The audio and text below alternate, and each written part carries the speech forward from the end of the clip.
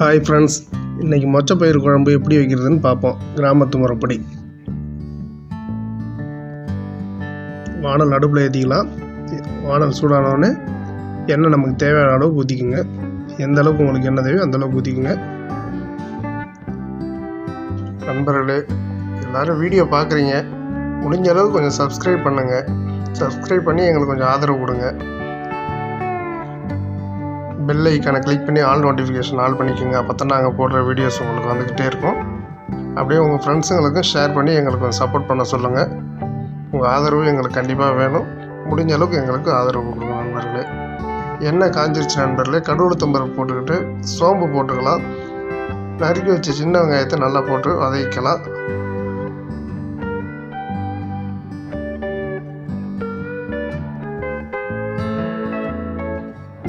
வெங்காயம் நல்லா வதங்கிடுச்சு நண்பர்களே. இப்போ மிக்சியில் நாங்கள் தக்காளியை அரைச்சி வச்சுருக்கோம். அதை ஜாயின் பண்ணி நல்லா வதக்கிக்கலாம். தக்காளி பச்சை வாடை போகிற வரைக்கும் நல்லா வதக்கிட்டு நமக்கு தேவையான அளவுக்கு உப்பு, எந்த அளவுக்கு தேவையோ அந்த அளவுக்கு உப்பு போட்டுக்கலாம்.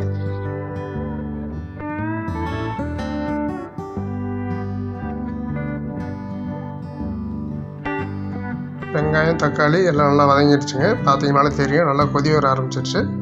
இப்போ உங்களுக்கு எந்த அளவுக்கு காரம் தேவையோ அந்த அளவுக்கு கொஞ்சம் காரத்தூள் சேர்த்துக்குங்க. காரத்தூள் சேர்த்து கொஞ்சம் நல்லா மிக்ஸ் பண்ணி ட்ரை பண்ணிக்கோங்க.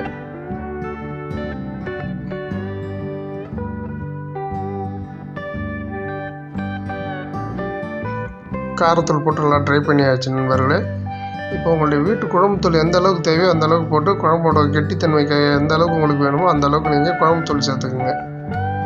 குழம்புத்தூள் உங்கள் வீட்டில் எப்படி காரம் சாப்பிட்ற மாதிரினா நீங்கள் அதுக்கு தகுந்த மாதிரி காரமாக போட்டுக்கோங்க. இல்லை காரம் கம்மியாக இருந்தால் காரம் கம்மியாக போட்டுக்கோங்க. உங்களுடைய டேஸ்ட்டுக்கு தகுந்த மாதிரி குழம்புத்தூள் சேர்த்துக்குங்க. சேர்த்து போட்டு அதையும் நல்லா வதக்கிட்டு தேவையான அளவு தண்ணி விட்டுக்குங்க. உங்களுக்கு எந்த அளவுக்கு குழம்பு தேவையோ அந்த அளவுக்கு தண்ணி ஊற்றிக்கோங்க.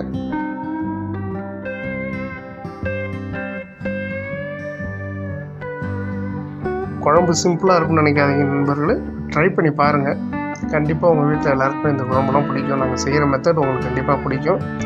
பாருங்கள், செஞ்சு பார்த்துட்டு எங்களுக்கு கமெண்ட் செக்ஷனில் சொல்லுங்கள். நல்லா இருந்துச்சா நல்லா இல்லையான்னு சொல்லுங்கள்.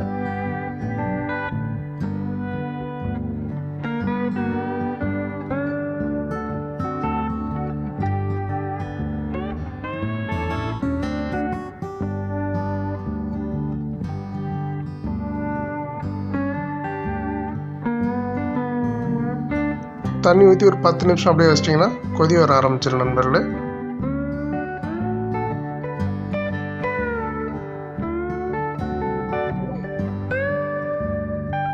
குழம்பு கொதிக்கிற ஸ்டேஜ் வந்துடுச்சு நண்பர்களே. பாருங்கள், குழம்பு கொதிக்க ஆரம்பிச்சிருச்சு.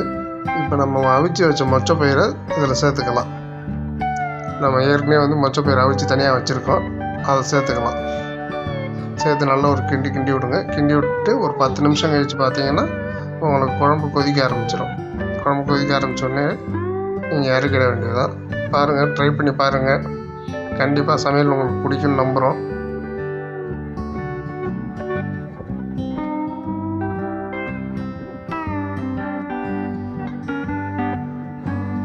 எங்கள் வீட்டு முறைப்படி நாங்கள் சமையல் செஞ்சுருக்கோம். இதை ட்ரை பண்ணி பாருங்கள்.